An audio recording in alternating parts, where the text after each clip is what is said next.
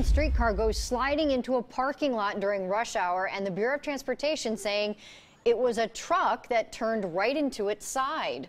Yeah, it's been a busy night getting it all straightened out. Our Cole Miller live in Northeast Portland with the very latest. How's that effort going, Cole? Well, Jeff, Jennifer, good evening. Some good news tonight. Things are all cleaned up here. Those crews, they packed up their equipment not too long ago. About an hour ago, a second streetcar came out here to tow that other one away. And tonight, you can still see the path it carved when it hopped off those tracks through the sidewalk and through the street. In all, it took about 6 hours to get it back on the rails here. This is now the second crash involving a streetcar this year.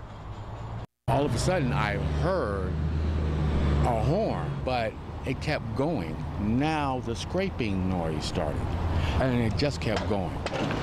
A 60,000-pound streetcar hopping the rails after a crash with that blue Ford pickup. The driver, we're told, turning into its side, leaving behind this mess. Sounded like the concrete was starting to buckle. Felton Sawyer didn't see it, but he sure heard the commotion here at Northeast 2nd and Weidler. Just nasty, very loud. The Portland Bureau of Transportation says 6 people were on board. Thankfully, no one needed any kind of medical treatment. In order to get this streetcar back on the tracks, crews have brought in some pretty heavy equipment, including that big forklift back there. A much different approach than when that streetcar went off the tracks in May. I just saw the train. It didn't stop.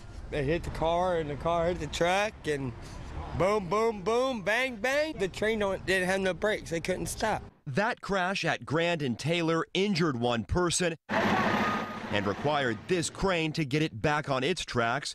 Dylan Rivera with PBOT says that's because of the way the road is shaped over there. We had to lift the streetcar up over the crown of the street and then back downhill, essentially down the grade, to get back in the tracks.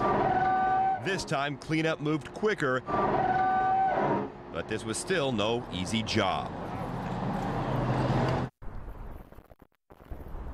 And a data recorder on board that streetcar should have a few more details and nuggets for investigators as this all moves forward.